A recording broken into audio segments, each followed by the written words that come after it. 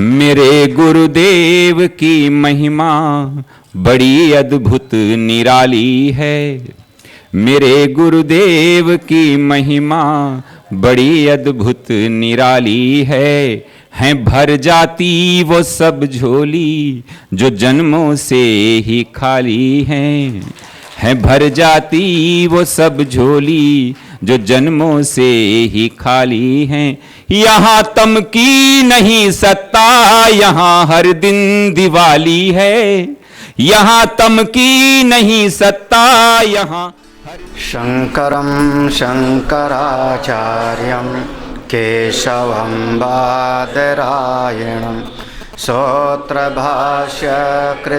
वन्दे भगवन्तो पुनः पुनः।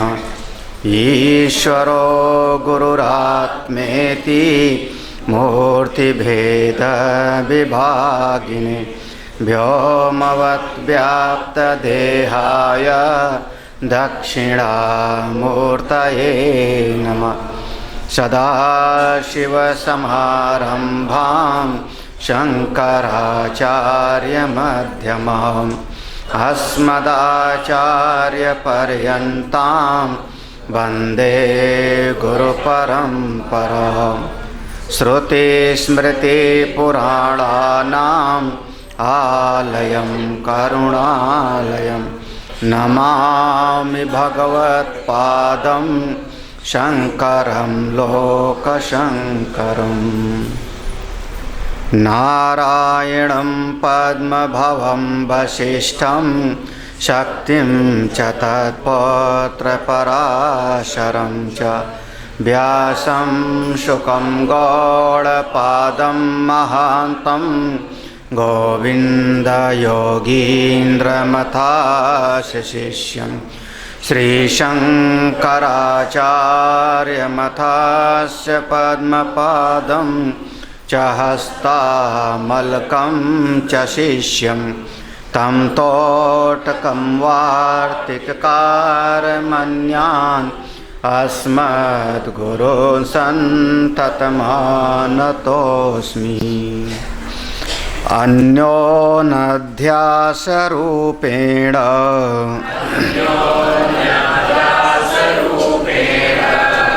कूटस्थाभासयोर्वपुः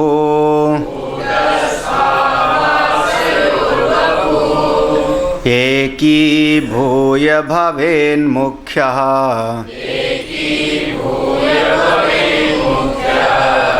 तत्र मूढैः प्रयुज्यते पृथगाभासकूटस्था वा मुख्यो तत्र तत्त्ववे पर्यायेण प्रयुक्तेऽहम्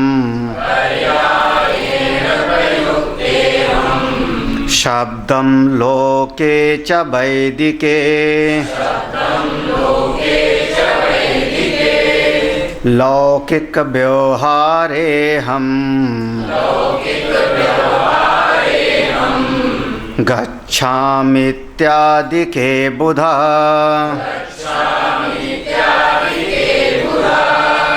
विवेच्यैव चिदाभासम् कूटस्थात्तं विवक्षति असंगोऽहं चिदात्माहम् इति शास्त्रीयदृष्टितः अहं शब्दं प्रयुक्तेयम् कूटस्थे केवले बुधा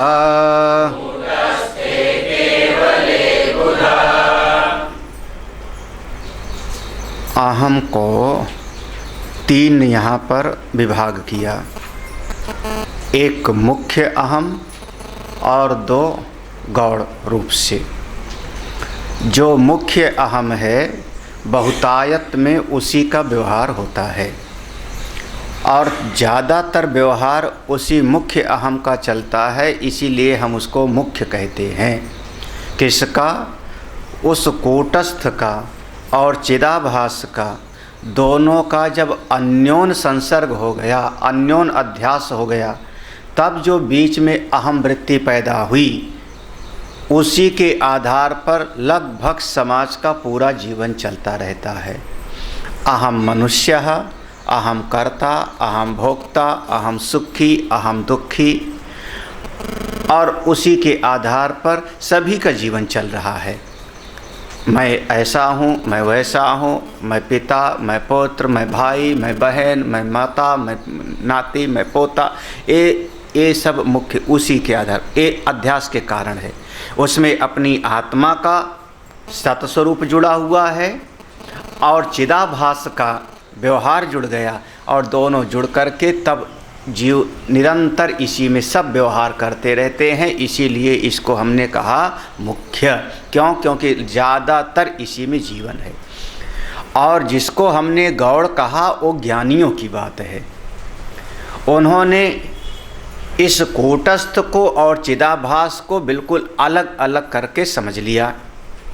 अब जब अलग अलग करके समझ लिया कि कूटस्थ अलग, चिदाभास अलग, समझ लिया उन्होंने, कोई कहीं पर उसको मिटाना नहीं है।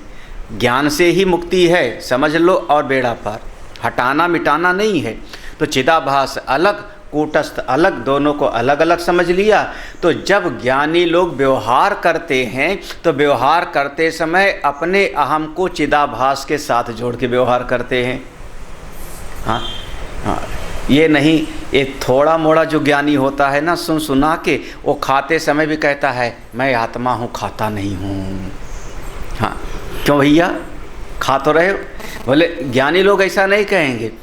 वो जिस समय व्यवहार कर रहे हैं उस समय व्यवहार में चिदाभास के साथ जोड़ लिया। मैं जा रहा हूँ, अहम गच्छामि, मैं बोल रहा हूँ, मैं ऐसा खा रहा हूँ। वो बिल्कुल व्यवहार ऐसा करते हैं, क्योंकि दोनों को अलग अलग करके जानते हैं। हाँ, दोनों का फर्क समझना। थोड़ा बहुत सत्संग सुनेगा तो व्यवहार में लावेगा ज्ञान की बात, और ज्ञान के समय में लावेगा व्यवहार की बात। ये थोड़े मोड़े ज्ञानी की समस्या है। जब ज्ञान की चर्चा होगी आत्म तत्व की, तो आदमी कहेगा दुनियादारी तो थोड़ी निभानी पड़ती है, कर्तव्य तो निभाना पड़ेगा ना महाराज, कर्तव्य तो निभाना पड़ेगा। फिर ये कहेगा ऐसा ज्ञान बताओ जो परिवार में रहते हुए, जिम्मेदारी निभाते हुए आसानी से हमको समझ में बेड़ा पार हो जावे। अब क्या कर रहे हो? ये थोड़ा मोड़ा ज्ञानी है, वो व्यवहार में वेदांत को ला रहा है। अच्छा, जब वेदांत की चर्चा होवेगी तो वहाँ व्यवहार ले जावेगा, जब व्यवहार होगा तो वेदांत ले आवेगा। हाँ, वो फिर न इधर का रहता है और ना उधर। जो तत्व वेदता है जब व्यवहार करेगा बिल्कुल चिदाभास के साथ ही व्यवहार करेगा। हाँ, सब कुछ, हाँ जितना कुछ भी है अध्यास रूप पर ही व्यवहार होता है, बिल्कुल मान। और जब तत्व की दृष्टि आई तब ये पूरा का पूरा स्थित प्रज्ञ के जीवन में ला लो, वही गीता जी का स्थित प्रज्ञ से का भाषा। जब तत्व की दृष्टि आई तो उस समय तो फिर अपने स्वरूप में मैं चिदात्मा असंगोहम, असंगोहम चिदात्म, मैं चित स्वरूप हूँ, मैं असंग स्वरूप, उसमें उनकी निष्ठा है। व्यवहार में उनका अपना। तो जब व्यवहार करते हैं तब भी वो कहते हैं कि मैं जा रहा हूँ, मैं बोल रहा हूँ, उस समय उनका जो अहम है वो गौड़ है, चिदाभास के साथ जुड़ करके। जब वो ज्ञान की चर्चा करते हैं कि हाँ मैं आत्मा हूँ, मैं नित्य हूँ, मैं शुद्ध बुद्ध मुक्त हूँ, तब भी उनका अपना आत्मा से जुड़ा वो भी अहम गौड़ है, क्योंकि वो ज़्यादा लोगों में प्रचलित नहीं है। अब संसार में ज्ञान की बात करो, मैं आत्मा हूँ, तो कहेंगे दिमाग खराब हो गया, दवाई खिलाओ इसको। संसार में तो चलेगा नहीं ना, वहाँ तो वही व्यवहार करना पड़ेगा। तो जिस समय किस समय क्या व्यवहार करना है बहुत सावधान रहना चाहिए। व्यवहार में वेदांत मत लाओ, वेदांत की चर्चा में व्यवहार को मत घुसेड़ो। इसी तरह से गुरुदेव संतों को भी पहचानते, कहते हैं ये संत है और उनको गाड़ी की क्या जरूरत है। हाँ बिल्कुल, एयरफोर्स की एयरपोर्ट पे क्या जरूरत है। बिल्कुल सही बात है। संत है, अरे हाँ वहाँ हम लोग संसारी की तरह देखने लगते हाँ हैं। हाँ वही। संत जो है वो दूसरी तरह से। हाँ संत हैं तो उनको जो है वो पेड़ के नीचे रहना चाहिए। हाँ पेड़ के नीचे रहना चाहिए, एक लंगोटी लगाए, जी है ना। जी। तो जो लंगोटी लगाए पेड़ के नीचे बैठे उनसे जाओ ज्ञान प्राप्त करो ना। बोले इनके पास कुछ ज्ञानवान होता तो लोग ना होते, भीड़ ना होती इनके पास। मतलब हम ना उसके पास जाएंगे जी। जो जहाज से चल रहा है, क्योंकि वो कैसा, हम ना उसके पास जाएंगे जो जंगल में बैठा है। मतलब जीव अपने अहम को बचा लेता है, ये अहम को बचाने का तरीका है। हाँ त्यागी महात्मा चाहिए, बहुत सारे त्यागी महात्मा मैं बताऊं, जाओ चले जाओ भाई, या तो तपोवन महाराज गुरुदेव के पास जाके ज्ञान प्राप्त कर लो, हाँ, या दादा गुरुदेव के पास जा कर के ज्ञान प्राप्त कर लो। हाँ गुरुदेव के पास जाएंगे, ये कैसे के महात्मा, सोने की घड़ी पहनते हैं, सोने की चेन पहनते हैं, ओ देखो तो जहाज़ से चलते हैं, अंग्रेजी बोलते हैं। हाँ बवाल किया ना मद्रास में। हाँ वेदांत और उपनिषद को अंग्रेजी बोलते हैं, संस्कृत में बोलो, हाँ हिंदी में बोलो। हाँ यहाँ लखनऊ में हुआ था, लखनऊ में बोला था, हिंदी में बोलिए। तो गुरुदेव ने कहा I can't speak in Malayalam, जो कि मेरी मदर टंग है, उसमें नहीं बोल सकता, तुम्हारी हिंदी में कैसे बोलूँ, तुमको सुनना है तो उस बैठो नहीं तो जाओ, ऐसे बोला था गुरुदेव ने मोती महलान में। कब 89 की बात है, 50 से गुरुदेव प्रवचन कर रहे थे, आदमी वहीं का कूप मंडूक, मतलब 50 से 89 38 39 साल तक वो प्रश्न वहीं का हिंदी में क्यों नहीं, है ना, 50 बार हजारों बार उत्तर दिया होगा। हाँ 89 में तो हमारे सामने हुए बात। तो अब आदमी ना तो तपोवन महाराज के पास जाके ज्ञान प्राप्त करेगा, क्योंकि वो तो बिल्कुल विरक्त झोपड़ी में रहते हैं, किसी को रुकने नहीं देते। हाँ ना इनके पास जाओगे तो बचे क्या, फिर केवलम दुख भाग सौ, ऐसे लोग जन्म मृत्यु के चक्र में वो अहम मुख्य है, उनका अहम मुख्य है। क्योंकि उनकी श्रेणी, उनके लोग, भीड़ वहाँ पर ज़्यादा है, ठीक है ना, उनका अहम मुख्य है। और ये जो कहता है कि मैं चिदात्मा हूँ, मैं असंग हूँ, ये तो बेचारा कहीं लखनऊ शहर में 2 3 4 होंगे, 10 होंगे। तो इसलिए हम इसको कहते हैं गौड़। तो अहम के 3 अर्थ हुए, हाँ मुख्य और 2 गौड़। गौड़ अर्थ में जिन्होंने चिदाभास को, कूटस्थ को अलग अलग करके समझ लिया, तो जब व्यवहार करते हैं तो चिदाभास के साथ जुड़ करके, और जब ज्ञान की चर्चा करते हैं तो अपने अहम को चेतनता के साथ जोड़ करके। जैसे अब यहाँ पर ला लो भगवान राम को, भगवान श्री कृष्ण को ला सकते हो। भगवान श्री कृष्ण जो है महाभारत में गीता सुनाया, लेकिन और समय पर हमेशा वो ज्ञान की बात करते, हाँ हमेशा ज्ञान की बात करते। जब मिलते दुर्योधन के सामने, धृतराष्ट्र के सामने, हाँ सब उन्होंने राजनीतिक रूप से सब जगह यही सुनाना शुरू कर देते, मैं आत्मा हूँ, हे धृतराष्ट्र सुन, हे दुर्योधन सुन, हे कर्ण सुन, मेरी सृष्टि सब कुछ है, यहाँ कुछ मरता नहीं, कुछ पैदा नहीं होता, मैं काल स्वरूप, सबको सुनाना शुरू कर देते भगवान। उनका जो ज्ञान का अहम है, विरले समय में प्रकट हुआ, पूरे जीवन में 1-2 बार, 2-4 उद्धव के सामने, अर्जुन के सामने 2-4 बार, हाँ है ना। व्यवहार जब कर रहे हैं, तो पूरा ही व्यवहार कर रहे हैं। ससुर मर गए, डकैती पड़ी थी ससुर के यहाँ, क्या नाम था उनका, हो सत्यभामा के पिताजी सतराजी, डकैती पड़ी थी, मणि चुरा लिया, मार डाला था उनको सत्यधन्वा ने, कृतवर्मा ने रात में। और जब उस समय थे नहीं, भगवान थे हस्तिनापुर में, सत्यभामा दौड़ी आई रथ पे बैठ करके, भगवान को बताया, और भगवान जो रोते पीटते चले हैं, हाँ हाय मेरे ससुर जी मर गए, ये लोगों ने बहुत ख़राब काम किया, किसने किया, छोड़ूंगा नहीं उसको। कौन सा अहम है यहाँ पे है ना। हाँ अब यहाँ पर वेदांत सुना में, ना कोई मरता है, ना कोई जाता है, ना कुछ छिनता है, कोई चोरी नहीं, क्योंकि सब इसी सृष्टि में मिट्टी का बना खेल है। तो 3 प्रकार का अहम हुआ, मुख्य, 2 गौड़। बिल्कुल स्पष्ट है, कोई कठिन नहीं है। अगला श्लोक पढ़ो।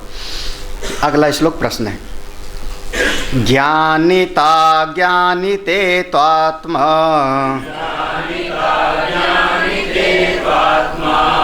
आभासस्यैव न चात्मनः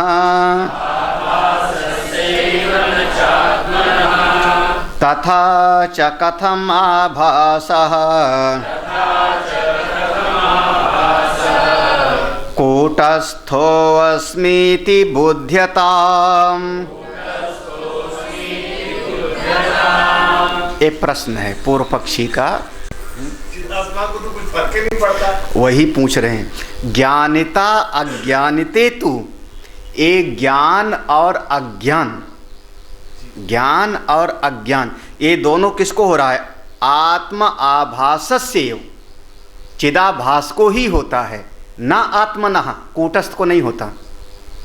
हाँ, कूटस्थ को वो तो उसका स्वरूप है सच्चिदानंद, उसका स्वरूप है, तो ना तो कूटस्थ को ज्ञान होता है और ना ही कूटस्थ को अज्ञान। आत्मा में ना तो ज्ञान है और ना अज्ञान है, तो ज्ञान और अज्ञान दोनों होता किस में है? चिदाभास में। ठीक है, चिदाभास में। जब चिदाभास में ही ज्ञान और अज्ञान हो रहा है तो चिदाभास वाला ही कहता है कल हम अज्ञानी थे, आज हम हो गए।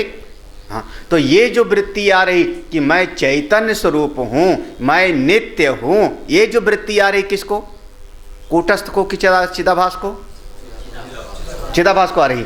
और चिदाभास है कैसा? प्रतिबिंब के जैसे, जो स्वयं कल्पित है, जो स्वयं कल्पित है चिदाभास, तो उसमें जो वृत्ति आ रही है वो सत्य कैसे हो सकती है? प्रश्न थोड़ा कठिन होगा समझने में। हाँ हाँ, जो कल भाई अगर एक चोर गवाही देवे तो चोर की गवाही हाँ सत्य कैसे होगी? हाँ हाँ, क्या हुआ? नहीं समझ में आ रहा है। हाँ, कूटस्थ में ज्ञान अज्ञान कुछ होता नहीं, वो अपनी महिमा में विराजमान है। ज्ञान होता है, अज्ञान होता है किसको? ये अहम चिदाभास के साथ जब जुड़ता है तब उसी को ज्ञान है और उसी को अज्ञान है। ठीक है। हाँ, और यही कहता है कि मैं असंग हूँ, मैं चैतन्य स्वरूप हूँ, मैं नित्य हूँ, मैं आनंद स्वरूप हूँ, यही कहता है। कौन? अहम प्लस चिदाभास। क्योंकि कूटस्थ तो बोलता नहीं, वहाँ तो कोई वाणी नहीं, तो ये जब चिदाभास ही कल्पित है, अध्यस्त है, तो इसकी जो ज्ञान की वृत्ति है कि मैं असंग हूँ, चेतन हूँ, वो सही कैसे हो सकता है?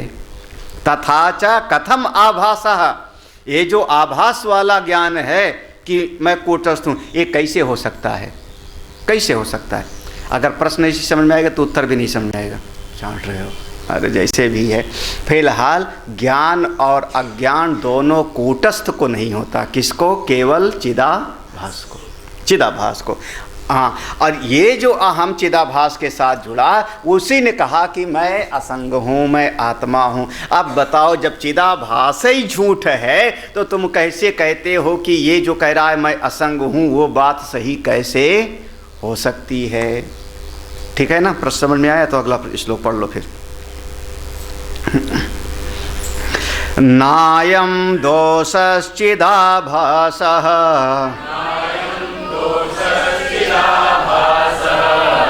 कूटस्थैकस्वभाववान्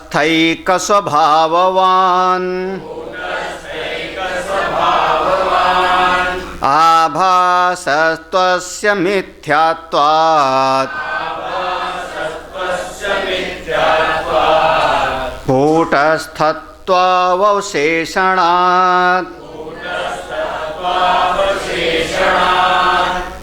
कह रहे हैं ना अयम दोषा, इसमें ज़्यादा समस्या नहीं है। हमारी नज़र से थोड़ा समझो ना, हमारी दृष्टि से समझो तो ज़्यादा दोष नहीं है, इसमें कोई समस्या नहीं है। क्यों? क्योंकि चिदाभास और कूटस्थ ये दोनों को तुम अलग अलग करके देख रहे हो, बिल्कुल समानांतर सत्ता देख रहे हो, है ना? प्रश्न ये है कि चिदाभास ही झूठा है, चिदाभास ही झूठा है, तो चिदाभास के भीतर जो आत्मा का ज्ञान है, मैं चित हूँ, मैं असंग हूँ, तो जब चिदाभास ही झूठा तो उसका ज्ञान भी झूठा क्यों नहीं है? हाँ? तो तो कह रहे हैं, उत्तर क्या दे रहे हैं, आप दोनों को बिल्कुल अलग अलग करके देख रहे हो ना, बिल्कुल अलग अलग। कैसे? जैसे दो रेल की पटरी, जैसे गाय की दो सींग, ऐसे अलग अलग करके समझ रहे हो ना। ऐसे कूटस्थ अलग और चिदाभास अलग, ऐसे समझ रहे हो ना। जैसे गाय की दो सींग कभी नहीं मिलती, समानांतर सत्ता दोनों की मान रहे हो ना। हाँ, शिष्य ने कहा हाँ गुरुदेव बिल्कुल। बोले यही तुम्हारा भ्रम है, समानांतर सत्ता नहीं है, बल्कि उस कूटस्थ का आभास ही तो चिदाभास है ना। हाँ, भाई सूर्य का आभास ही तो दर्पण में दिखाई पड़ रहा है ना। तो वो दर्पण में जो प्रतिबिंब हो रहा है सूर्य, उससे और उस सूर्य को आप अलग अलग समझ रहे हो, यही आपका ना समझ है। अच्छा, आपके चेहरे से और दर्पण में प्रतिबिंबित जो चेहरा है, वो दोनों को आप अलग अलग, अगर समानांतर सत्ता होती गाय के दो सींग के जैसे, तो आप हट जाओ तो भी दर्पण में चेहरा दिखाई पड़ना चाहिए। अगर दो अलग अलग सत्ता है, हमने वो कहा ईश्वर शैतान के जैसे, तो आप अलग हट गए, सूर्य शांत हो गया, सूर्य अस्त हो गया, तब भी तालाब में प्रतिबिंब पड़ना चाहिए। है क्या ऐसा? तो आप समानांतर अलग अलग जो समझ रहे हो, ये आपकी बुद्धि का भ्रम है, ये आपकी नासमझी है। वो समानांतर अलग अलग दो सत्ताएं नहीं हैं, बल्कि कूटस्थ का आभास ही वो चिदाभास के रूप में ही है। ठीक है ना इस बात को? तो जब हम चिदाभास को कोई ज्ञान हो रहा है, तो कूटस्थ से वो व्यतिरिक्त नहीं है। उस बात को यहाँ पर समझा रहे हैं। हाँ कहा, हाँ ना अयम दोषः, इसमें दोष नहीं। क्यों? चिदाभास कूटस्थ एक स्वभावान। चिदाभास और कूटस्थ दोनों में सत्ता तो केवल एक की है ना, एक स्वभावान, सत्ता एक की है। हाँ, आभासित अलग हो रहा है, लेकिन सत्ता किसकी है? हाँ, सत्ता मेरे चेहरे की है, दूसरा वाला तो केवल आभास है ना, केवल प्रतिबिंबित है। और दोनों का जो लक्षण है, तो अच्छा जैसी नाक हमारी है, प्रतिबिंब में कैसी नाक होगी? हाँ भाई, जैसी आँख हमारी है, प्रतिबिंब की आँख कैसी होगी? अलग होगी। हमारी आँख अलग, प्रतिबिंब की आँख अलग। हाँ, जब सूर्य का प्रतिबिंब पड़ेगा तो सूर्य चमकदार है, तो प्रतिबिंब कैसे होगा? चमकदार नहीं होगा क्या? तो दोनों का एक स्वभाव है। इसलिए जब आपने चेतन तत्व को धारण किया, तो चेतन तत्व आभास में और कूटस्थ में अलग अलग नहीं है। हाँ भैया, बिंब का जो गुण है वही प्रतिबिंब में दिखाई पड़ रहा है। हाँ, क्या हुआ? हाँ, अच्छा, चंद्रमा आधा दिख रहा है। हाँ, दिख रहा है, होता नहीं चंद्रमा कभी आधा होता नहीं, आधा होता नहीं, दिखता आधा है। जब उसका प्रतिबिंब पड़ेगा, हाँ, तब कैसा पड़ेगा? आधे तो बनेगा ना। हाँ, तो दोनों का जो स्वभाव है एक बन रहा है ना। तो जब हमने चिदाभास में देखा कि आधा आधा चंद्रमा है, प्रतिबिंब में देखा कि आधा चंद्रमा है, तो वहां पर भी तो आधे चंद्रमा दिख रहा है। तो दोनों चिदाभास में और कूटस्थ में दोनों को अलग अलग करके जो समझ रहे हो, इस कारण से प्रश्न पैदा हुआ। अगर दोनों को एक गुण वाला समझ लो तो ये समस्या होती ही नहीं। नहीं क्लियर हुआ ना? आभासः तु अस्य मिथ्यात्व, आभास जो है प्रतिबिंब मिथ्या है। कूटस्थ तु अवशेषणात्, आभास चला जावे, दर्पण टूट गया, प्रतिबिंब चला गया, तो बचा क्या? कूटस्थ। तो हम चिदाभास में ही ज्ञान हुआ। बिल्कुल, ये बात बिल्कुल सही। इनका कहना है कि चिदाभास में ही ज्ञान हुआ। मैं चेतन हूँ, असंग हूँ, ये ज्ञान चिदाभास में हो रहा है। लेकिन चिदाभास कल्पित है, चिदाभास भी गया और ज्ञान की वृत्ति भी चली जाएगी, तो बाकी क्या बचेगा? कूटस्थ अवशेषणात्। इतने आपने ये कहा ना कि ज्ञान चिदाभास में हो रहा है, उन्होंने कहा बिल्कुल सही, ज्ञान चिदाभास में हो रहा है। लेकिन चिदाभास वो कूटस्थ से अलग नहीं है।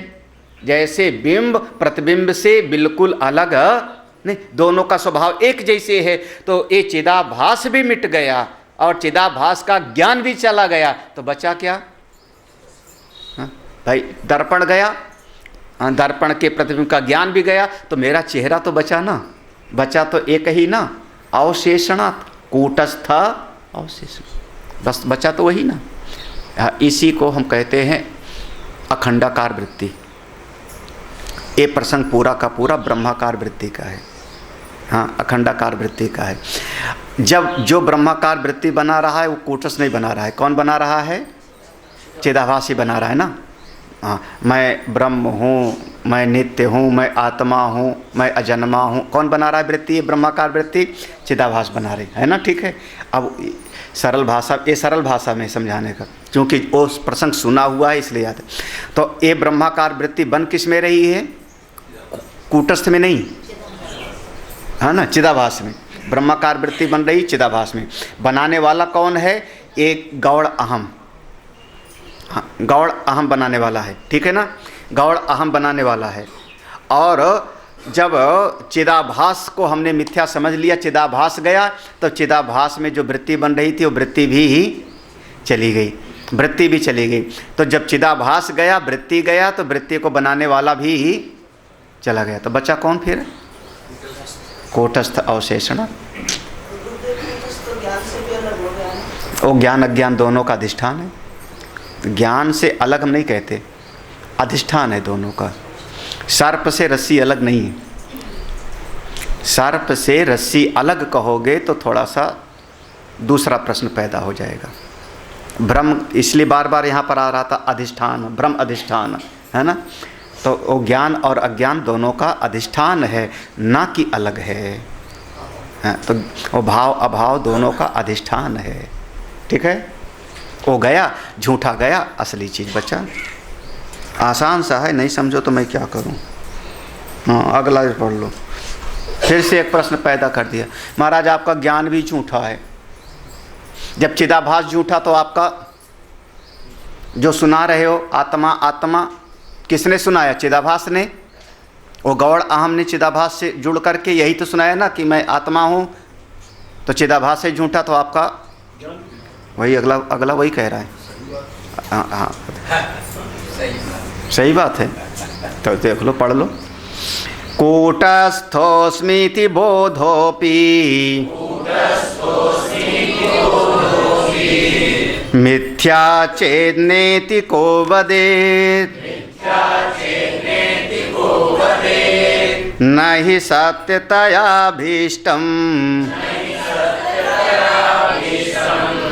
राज्यो सर्प विसर्पणम् तादृशेनापि बोधेन संसारो हि निवर्तते यक्षनुरूपो हि बलिः इत्याहुर्लौकिका जनाः। प्रश्न क्या कर रहा है? चेत यदि कूटस्थो अस्मि इति बोधः, मैं कूटस्थ आत्मा हूँ। देखो याद है ना, ओ अहम दो तरफ डामाडोल होता था ना, एक तरफ चिदाभास की तरफ, फिर अपना कूटस्थ। हाँ, तो आपने एक बार कहा था मैं जा रहा हूँ, मैं खा रहा हूँ, चिदाभास के साथ जुड़ करके, ठीक है। फिर आपने कहा मैं नित्य हूँ, शुद्ध बुद्ध मुक्त हूँ, कूटस्थ की तरफ जुड़ करके। तो कह रहे हैं कि ये जो बोध हो रहा है कि मैं नित्य शुद्ध बुद्ध हूँ, मैं आत्मा हूँ, ये भी तो चिदाभास के कारण ही हो रहा है ना। तो ये भी तो आपका झूठा होगा, ये भी तो भी मिथ्या चेत। ये भी जब चिदाभास है झूठा तो आपका, हाँ, क्योंकि ये ज्ञान कहाँ हो रहा है? बुद्धि में। ज्ञान तो बुद्धि में हो रहा है, और बुद्धि सब चिदाभास के अंतर्गत आ गई, तो बुद्धि भी झूठी, तो बुद्धि के भीतर का ज्ञान भी झूठा, तो आपका ये ज्ञान भी झूठा। तो उन्होंने कहा को बदेत, सत्य किसने कह दिया? को बदेत, सत्य किसने कहा था? किस गुरु ने कहा था कि ये ज्ञान की वृत्ति सत्य है? हाँ, ये फिटकिरी है। तो हमने स्वीकार कर लिया ना। को बदेत माने हम स्वीकार कर रहे हैं तुम्हारी बात भैया, हे प्रश्नकर्ता, हे पूछने वाला, तू जो कह रहा है कि ज्ञान भी झूठा, तो हमने सत्य कब कहा था? हमने ब्रह्माकार वृत्ति को सत्य कब कहा था? अखंडाकार वृत्ति को सत्य कब कहा था? हम तो स्वीकार कर रहे हैं, को बदित, हमने सत्य थोड़े कहा था। ये थोड़े कहा था कि संसार झूठा और तेरा अंतःकरण, ये मैंने कब कहा था? को बदित। हाँ, नहीं सत्यतया अभीष्टम, हाँ, हमने सत्य नहीं कहा था इसको। सत्य के जैसे हमने इसको नहीं समझाया था, बल्कि हमने ये कहा था कि इन समस्त वृत्तियों का जो अधिष्ठान है वो सत्य होगा। कैसे? जैसे सर्प रस्सी से कभी अलग नहीं। हाँ, ये बात तो खूब पक्का हो गया ना, सर्प रस्सी से अलग नहीं है। रस्सी पर जो सर्प दिखाई पड़ा वो सर्प रस्सी से अलग नहीं दिखाई पड़ा। पक्का पक्का पक्का। रस्सी तो स्थिर है, सर्प तो हिल रहा है। सर्प हिलता दिखाई पड़ रहा है, रस्सी पड़ी हुई है ज़मीन पर। जब हमको रस्सी का भ्रम दिखाई पड़ा, सर्प जैसा दिखाई पड़ा, तो वहाँ आँख दिखाई पड़ी, लप लप चमक रही थी उसकी, सांप की जीभ निकाल रहा था। हाँ, वो सांप जीभ भी निकाल रहा था। सांप को जहाँ देखा था हमने, हाँ, वो सब चीजें उस पर आके आरोपित हो। तो वो सांप का हिलना, सांप का जीभ निकालना, सांप का फन उठाना, वो सब क्या था? वो सब रस्सी में ही था ना। हाँ, तो ऐसे चिदाभास में वृत्ति का आना, चिदाभास में ज्ञान का आना, चिदाभास में अज्ञान का आना, ये सब का सब इसका अधिष्ठान कौन? वो कूटस्थ। तो इसका जो हिलना डुलना, चिदाभास का ज्ञान, अखंडाकार वृत्ति, ये सब उसी सर्प के जैसे है। तो ये रस्सी में है कि बुद्धि में? रस्सी में होता तो सबको हिलता हुआ दिखाई देता। अरे धीष्ठ बुद्धि में ही, हाँ, चिदाभास में है। हाँ, रस्सी में नहीं है, लेकिन दिखाई कहाँ पड़ रहा है? रस्सी में। हाँ, उसी प्रकार से ये चिदाभास में दिख रहा है। बिल्कुल रज्जु सर्प विसर्पण, विसर्पण माने उसका हिलना डुलना, बिल्कुल उसी तरीके से। तो वृत्ति का चलना, ये सब का सब कल्पित है। मैंने इसको कभी सत्य नहीं बोला था। बिल्कुल सही है। जो पढ़ रहे हो ये भी चिदाभास पढ़ रहा है ना? जो जप कर रहे हो वो भी चिदाभास, जो लड़ाई झगड़ा कर रहे हो वो भी चिदाभास कर रहा है ना?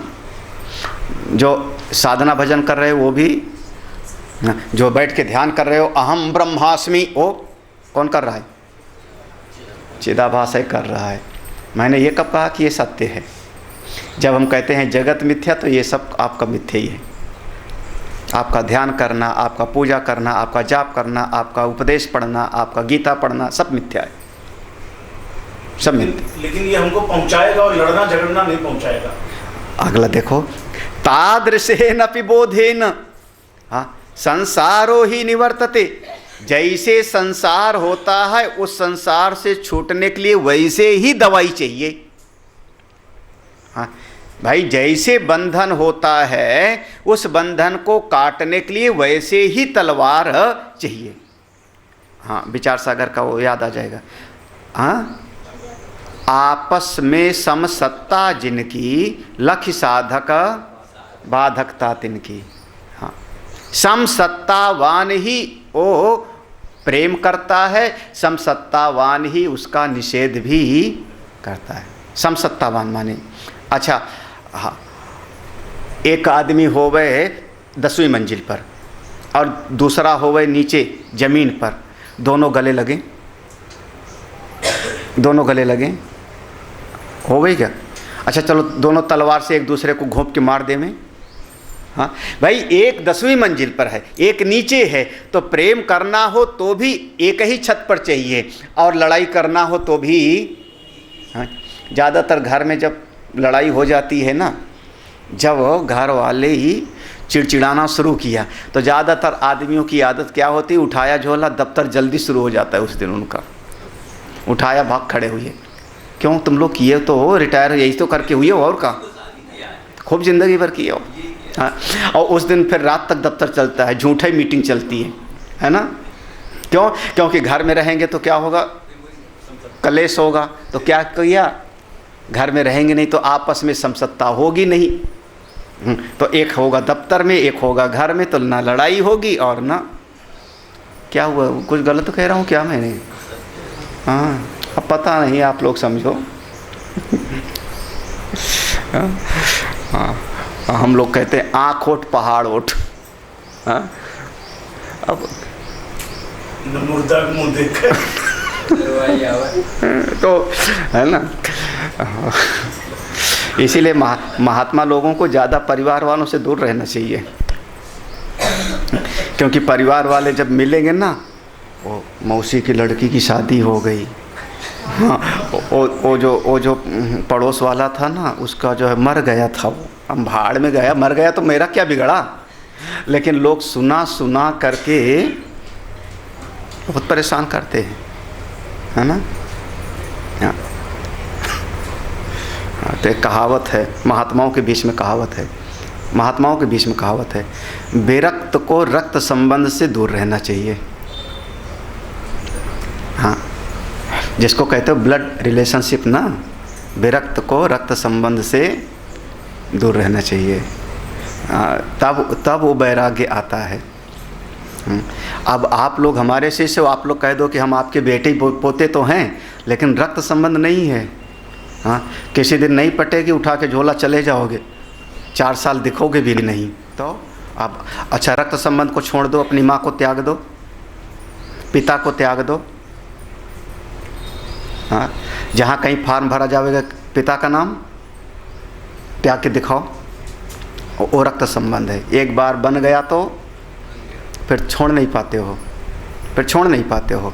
और गुरु शिष्य का संबंध छोड़ के गायब हो जाते हैं। सैकड़ों दृष्टांत मेरे दिमाग में घूम रहे हैं, एग्जाम्पल्स की भीड़ है। अच्छा, तो हमने ये कभी नहीं कहा था महाराज, वो संसार का नाता काटने के लिए हमने कहा था गुरु शिष्य की डोर बनाओ। ये तलवार थी, ये तलवार थी, ये सत्य नहीं था, ये परम सत्य नहीं था। इस तलवार से उसको काट कर निकल जाना था ना। जैसे कहते हैं ना, कांटे से कांटे को निकालो और कांटा फेंको, असंग शस्त्रेण रणन। हाँ, लाइन तो याद है, लाइन तो सबको याद है। मतलब क्या हुआ ये असंग शस्त्रेण माने? हमको नहीं समझ में आया। असंग रूपी शस्त्र से जो है, नहीं समझ में आया ना। हाँ, तो कैसे बोले, इस तरफ। हाँ, अध्यात्म का जो नाता बना, अध्यात्म का नाता संसार के नाते को काट देता है, और फिर अध्यात्म का नाता भी किनारे हो जाता है। बस यही तो है हमारी साधना का स्वरूप। हाँ, दवाई ने बीमारी को दूर किया, और दवाई हमेशा पकड़ के रह जावे तो अब जिंदगी भर दवाई। हाँ बिल्कुल, कांटे से कांटा निकाला, कांटा फेंक। हाँ, एक गुरुजी के आश्रम में आसन रखे रहते थे। शिष्य आवे तो जो शिष्य आवे एक आसन पकड़ा दिया जाता था पुराने ज़माने में। आसन लो, एक किनारे लगा लो, भिक्षा मांगो, भोजन करो, साधना करो, बात न समझ में आवे पूछ लो। तो शिष्य ने पूछा दूसरे गुरु भाई से, पुराने वाले से, कब तक रहेंगे? बोले जब तक ज्ञान ना हो जाए, मुक्त ना हो जाए, तब तक यहाँ रहना, और जिस दिन मुक्त हो जावे परमिशन लेने की भी जरूरत नहीं, ये आसन लपेट के वैसे रख देना और चला जाना। जब मुक्त हो जावे, अपने आनंद में हो जावे, ज्ञान में हो जावे, तो फिर परमिशन की क्या जरूरत? फिर ये आसन, जो आसन दिया गया ना, ये आसन लपेट के रख देना, ये पहचान है कि तू, तेरा बेड़ा वो वापस चले जा। ये गुरु शिष्य वाला नाता, संसार वाला नाता, ये संसार वाला नाता, एक नाता टूटेगा तो दूसरा आके अटक गया, दूसरा टूटेगा तो तीसरा आकर के चिपक गया, तीसरा गया तो चौथा आकर के जड़ जमा लिया। अध्यात्म का नाता ये है, वो काट देता है, काट करके स्वयं। यही ब्रह्माकार वृत्ति है, यही अखंडाकार वृत्ति। अखंडाकार वृत्ति, ब्रह्माकार वृत्ति जगत के मिथ्यात्व का दृढ़ निश्चय करा देती है, और बात में स्वयं भी नष्ट हो जाती। अरे भैया, तो आपस में अगर किसी को प्रेम करना है तो भी बराबर वाला चाहिए, और मिटाना है तो भी बराबर वाला चाहिए। हाँ, सपने की भूख कहाँ के पानी से मिटेगी? सपने की रोटी से मिटेगी ना, क्योंकि वहाँ की उसकी बराबर सत्ता है। अरे कहावत नहीं सुना? पूछा कौन सी? बोले जैसे यक्ष वैसे बलि, जैसे के देवता वैसे के अक्षत। नहीं सुना? हाँ? जैसे देवता वैसे अक्षत। सावधान 27 पसेरी थोड़े होता है। तो जैसे देवता यक्ष अनुरूपो, यही तो है ना, यक्ष अनुरूपो ही बलि। वही मैं पढ़ रहा हूँ, अपनी मर्जी से नहीं सुना रहा हूँ। यक्ष अनुरूप, जैसे यक्ष है वैसे बलि चढ़ाई जाएगी ना। हाँ, ये भाई अच्छा, भैरव को लड्डू चढ़ा के आओ, काल भैरव को, काल भैरव को जो कि आप जाके गंगा जल से स्नान करा के आओ। हाँ महाराज, घर में और सत्यानाश करा देगा वो काल भैरव। क्यों? वो कहता है हमको शराब का भोग क्यों नहीं लगाया। अभी भी लगाया जाता है, अभी भी लगाया जाता है। हाँ, भैरव को किसका? शराब का। अच्छा, हनुमान जी को लगा के आओ एक पैक। हाँ, जो तो जैसे देवता, जैसे देवता, हाँ, वैसे उनको चढ़ावा। यही तो ना, जैसे देवता। अच्छा, नहीं चूड़ी उड़ी चढ़ा के आओ शंकर भोले बाबा को। हमारे मंदिर में चढ़ाए ना स्मृति, किसको चढ़ाया पहनाया? नहीं, शंकर जी को चढ़ा के आओ। हाँ, अच्छा, नर नारायण भगवान को बद्रीनाथ में जाके चूड़ी चढ़ा के आओ। हाँ, कैसे हो? जैसे देवता, व्यवहार है ना। हाँ, व्यवहार है। यही तो हम समझा रहे हैं। सपने का जैसे व्यवहार होता है सपने में करना पड़ता है, जागृत का व्यवहार तो जागृत में करना पड़ता है। तो अज्ञान की वृत्ति है किसमें? चिदाभास में। तो चिदाभास में ही ज्ञान की वृत्ति लानी पड़ती है। ज्ञान की वृत्ति करती है, अज्ञान की वृत्ति का नाश कर देती है, बाद में ज्ञान की वृत्ति भी नष्ट हो जाती है। तो अज्ञान की वृत्ति भी आई किसमें? चिदाभास में। ज्ञान की वृत्ति भी आई किसमें? चिदाभास में। दोनों एक थैली के चट्टे बट्टे हैं, दोनों को मैंने किनारे रखा और अपने महिमा में स्वरूप में कूटस्थ में चले गए। कितनी आसान सी बात है, बच्चों के खेल के जैसे 2 और 2 4। कहाँ कठिन है? आसान नहीं है। अरे धीरे धीरे करत करत अभ्यास ते जड़। सिद्धांतता बिल्कुल सही है, एक पहले समझ में आ जाता है। वैसे इस सृष्टि में अगर देखो ना, दुनिया में जो चीज़ हमको समझ में आ जावे वो आसान है, सीख गए तो आसान, और जब तक सीखते रहते हैं बड़ा कठिन। एक आदमी को मोटरसाइकिल दे दो चलाने के लिए, नए नए आदमी को, महाराज गियर और एक्सीलेटर का उसका नाता ही नहीं जुड़ पाता। हाँ, कितना क्लच दबाना है, कितना कब चला के दिखाओ आप कोई नए आदमी। कहाँ कार दे दो चलाने के लिए, एक बार चलाना आ जावे तो उसके लिए बहुत आसान, जब तक नहीं आया बहुत कठिन। क्या हुआ? हाँ, मैं एक दृष्टांत बराबर देता हूँ, हमको पक्का याद है। रोटी बेलना बहुत आसान है, रोटी बेलते रहो नीचे रोटी घूमती रहे। खास करके एक्सपर्ट लोगों को यही है। यों लोई बनाई, यों रखा, यों रोटी बनाया, फिर लोई उठा के फिर रखा, फिर यों किया, वो गलत तरीका है। वो एक्सपर्ट नहीं है। हाँ, एक बच्चा साल भर सीखता है, पहली क्लास में तो साल भर भेजते रहते हो, क्या सीखेगा? कहरा सीखेगा। हाँ, तब कहीं वो सीख पाता है। तो इस सृष्टि में आ जाए तो सब आसान, आ जाए तो सब आसान, और ना आवे तो सब कुछ हम सीख रहे हैं, अभी लग रहा है। एक बार इसीलिए कह रहा हूँ कि मेरे लिए सब आसान है। हाँ, लेकिन नया आदमी कहेगा ज्ञान का मार्ग बड़ा कठिन है।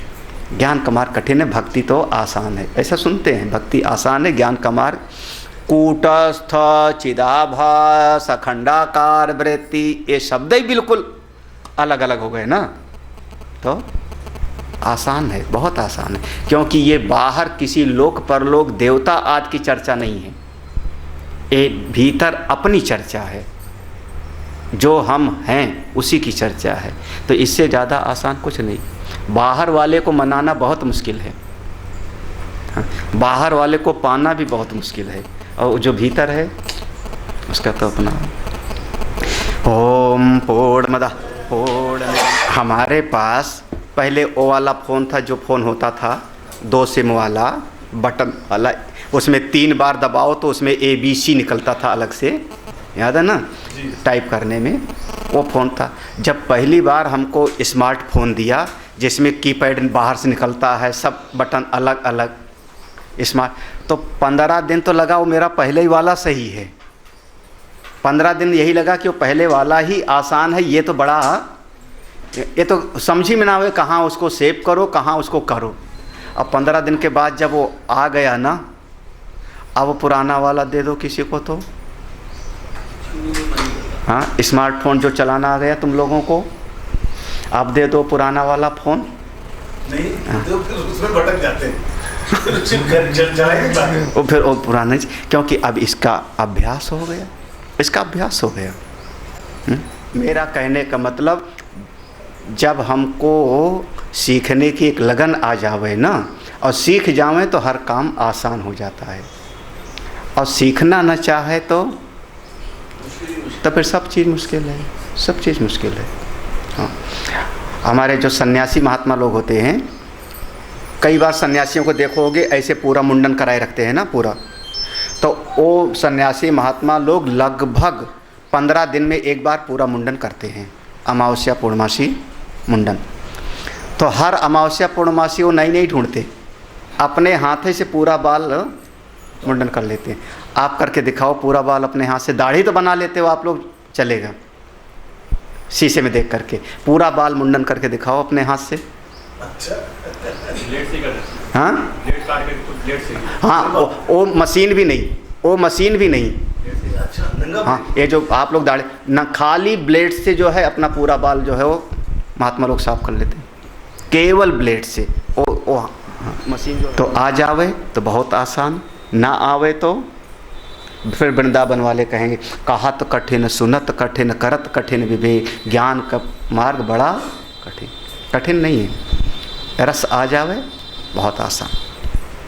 मुझको आसान लगता है, बहुत आसान लगता है मुझको। पुराण सुनाना समझ लो मेरी जो है तलवार लटकनी। हाँ, तमाम तरह के नाम याद रखना पड़ता है। कौन पैदा हुआ, वो प्रियव्रत, फिर उसकी पत्नी का नाम वो था, फिर उससे वो पैदा हुआ, फिर उससे अग्नित्र पैदा हुए, फिर उससे ऋषभ पैदा हुए, फिर उनके इतने बच्चे हुए, फिर उनके उतने बच्चे, फिर उनके 100 बच्चे पैदा हुए। राम राम। 100 में से 80 बच्चे जो है वो कर्मकांडी हो गए, 81 बच्चे ऐसे है ना कुछ, 80 बच्चे कर्मकांडी हो गए। फिर उसमें से जो है 9 बच्चे ज्ञानी हो गए, 9 द्वीप के राजा। राम राम, कितना याद रखो।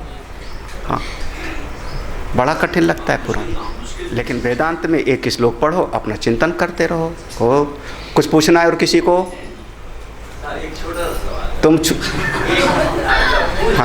हाँ हाँ, ये जो भी ज्ञान है, हाँ, ये पहले तो परोक्ष रूप में सुनकर ही समझना है, हाँ, प्रैक्टिकल तो बाद में। हाँ ठीक है, या जितना समझ जाए उतना प्रैक्टिकल करते चलते। हाँ ठीक है, या कोई और भी विधि? नहीं बस यही है।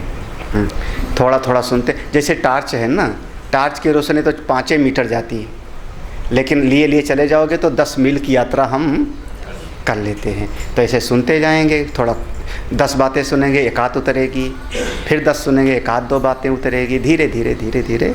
हाँ, एक क्रमिक विकास है। सीधे किसी बच्चे को एमए की क्लास में नहीं बिठा सकते, primary, middle, high school, inter तब जाता है ना। तो ऐसे हम लोग भी धीरे धीरे पढ़ेंगे, लेकिन पहुंच जाएंगे पक्का। दृढ़ विश्वास होना चाहिए, कभी अपने भीतर कमजोरी नहीं, पक्का विश्वास। इस मार्ग पर लगे रहेंगे, पहुंचेंगे ज़रूर। हाँ हाँ, पहुंचेंगे ज़रूर।